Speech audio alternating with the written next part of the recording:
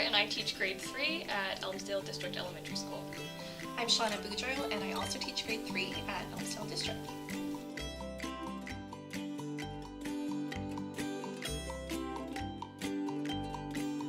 This is quite new, like us as a team is new. I'm new to the school this year, but like as a teacher for a few years now, I've been doing learning community time.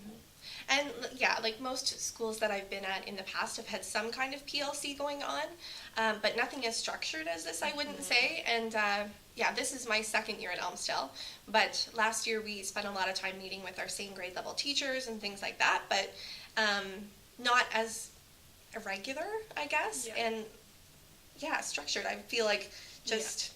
And I feel like when I met in the past, it was strictly assessment that we were looking for. We weren't really able to kind of design mini lessons or take our data and figure out how we can support our students. It was more assessment driven.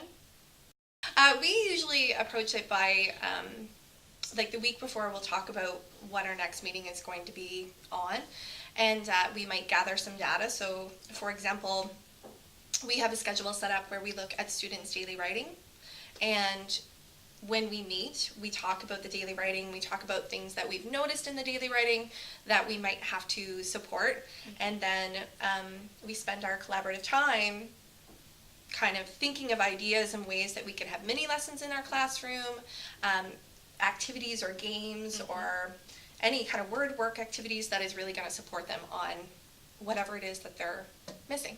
Exactly. Another example would be we just did our no excuse words. So we use that data to make a list of what we are going to do, how we are going to make mini lessons in the future, how to support those students, because we found the same data in both classes, that the same groups of students were struggling in the same areas. So from that, we made mini lessons to try and support them.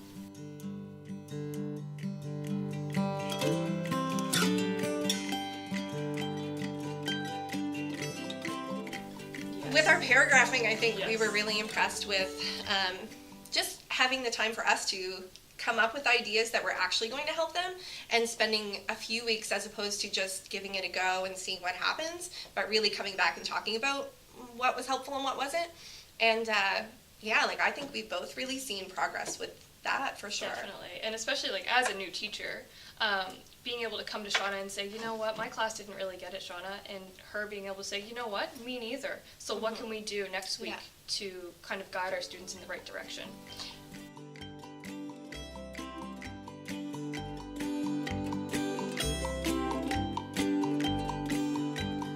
I would say start small.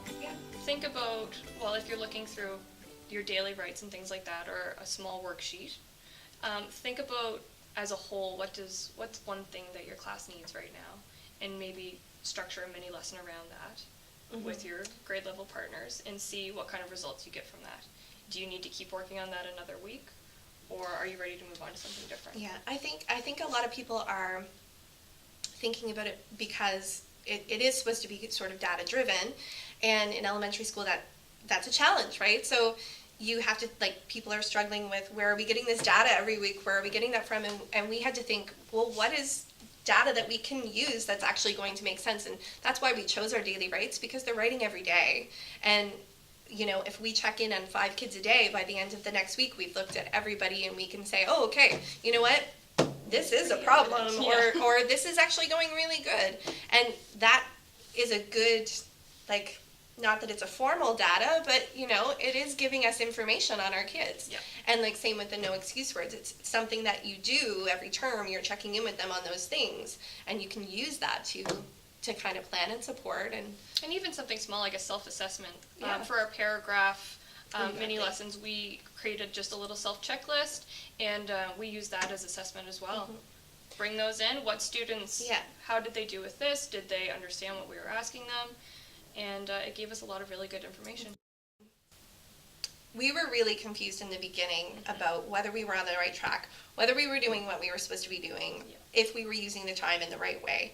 And I think that that's just a decision that you have to make as a team, is really like, what is going to benefit us, and how are we going to use this time so that's actually benefiting the kids. And I think that that's kind of hard for some people.